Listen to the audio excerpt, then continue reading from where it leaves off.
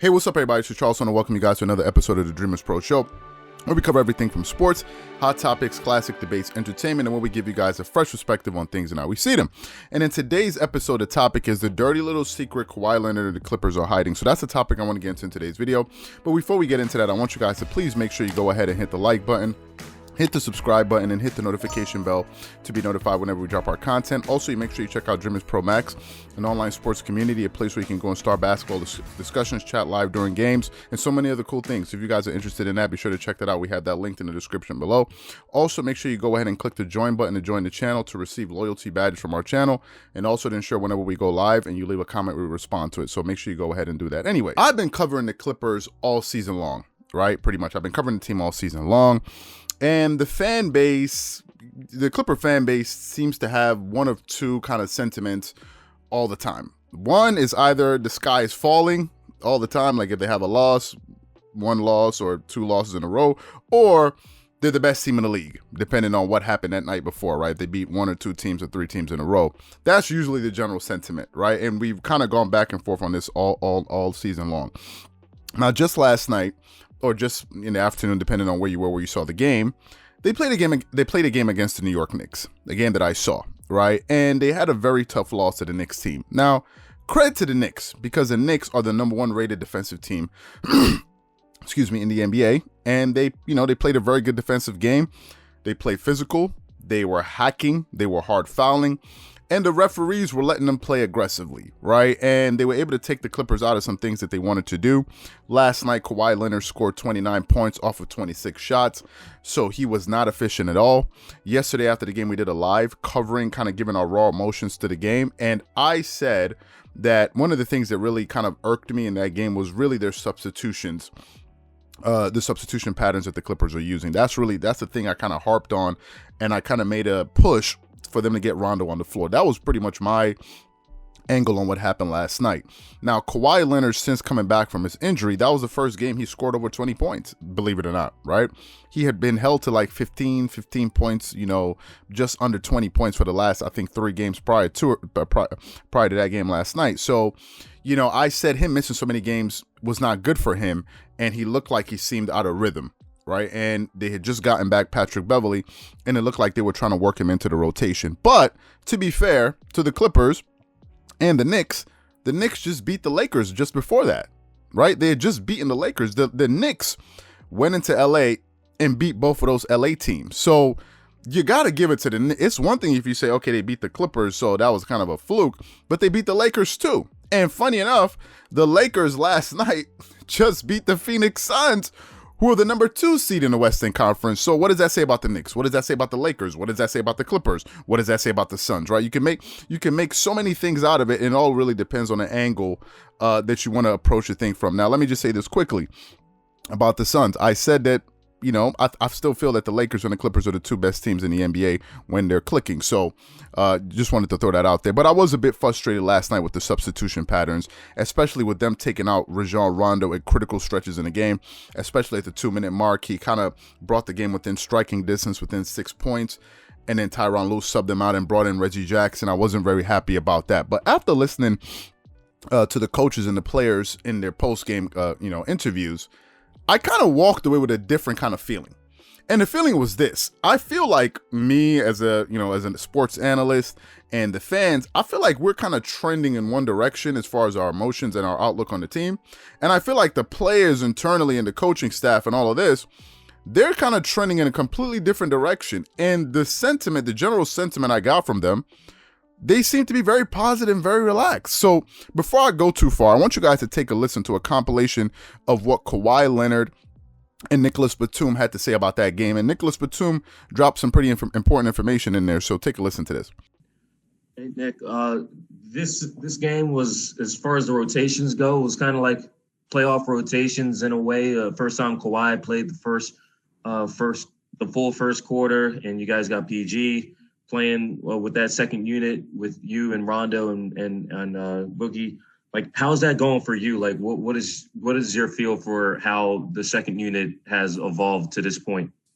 Like, as you said, like, that's the first time in a while since we played that way. So we got 4 games left to figure it out. Now we're going to be okay. nobody worried about it.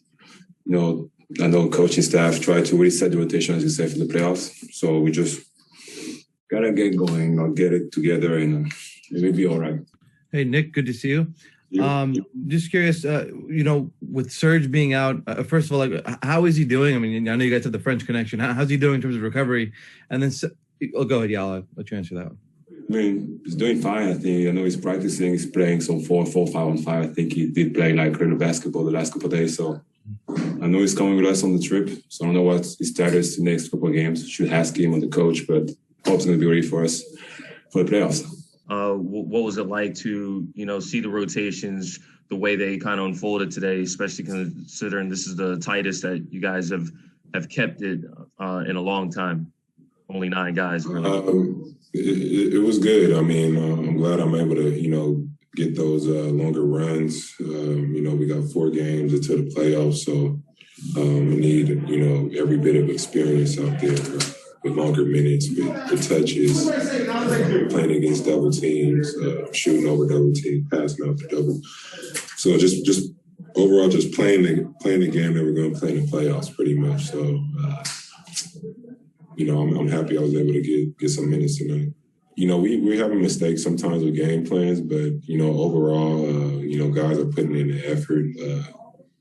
We just got to keep building right now and have some carryover to being smarter. And I think we'll be able to do that. When we're locked in and focused, I think we're a hard team to beat. Now, in that soundbite of Kawhi Leonard and Nicholas Batum, there were a few takeaways for me. The first takeaway is Serge Ibaka will be coming back this week. Finally, right? I've made my feelings clear on Serge this season, right? I think he was a very good pickup for the Clippers. He was a player that they needed. But now it looks like he's finally going to come back this week because he's been practicing. He's been, going through some different scrimmages with his teammates. And I personally think that Serge is going to come back this week. And I think he's probably going to come back on the Friday game against the Hornets because the Clippers have 4 games this week. Just to put this into context, then their season is over. They have a game on Wednesday against the Toronto Raptors. Then they have a game, I think, with the Hornets on Friday. And then I think they have a game against the Rockets. They have 4 games this week, and they have a game on Sunday. So they have a game on Friday, Saturday, Sunday, and Wednesday. So it's going to be a sprint to the finish line. And then obviously they're going to have 4 to 5 days off before the playoffs begin while we all sit here and watch the play-in tournament. So that was my first takeaway, that Serge Ibaka will be coming back this week. What Serge brings to the table is quite clear. I've said this all season, but let me just kind of reiterate that point. Number 1, Serge is going to bring playoff experience because Serge is a champion. He's been to the finals, number 1. Number 2, he's going to help the Clippers with their spacing, something that Zoo cannot do, but something that you see DeMarcus Cousins able to do in short spurts. He helps them. He provides a big body for them, which is something that they need, another big body that can play defense on some of the best big men in the Western Conference, like the Nuggets, or if they were able to meet the Lakers, or if they were able to meet the Phoenix Suns with DeAndre Ayton, these type of guys, right? You have multiple bodies that you can out throw by adding Serge to your 3-man big rotation. He also provides shot blocking because Serge is a rim to turn. He provides some athleticism around the rim. So that's one of the things. Another thing is that, to what Kawhi Leonard said, was that they're beginning to kind of tinker with their playoff rotations. It seems like the Clippers are now starting to shorten their rotations. I've been saying this all season long. Some people say, well, what's the big deal? What's the big hoopla over having a playoff rotation? Well, the fact of the matter is, if you have a 15-man roster, you're not going to play everybody. There's going to be a short group of guys. Usually you want to tighten that rotation down to 8 or 9 players. Usually that's what coaches do going into the playoffs. They have an 8 to 9 man rotation, usually 8. You have 8 guys that you generally trust in the playoffs. And it looks like they're beginning to do that as well. And Kawhi Leonard mentioned that. Another thing about this is Ty Lue.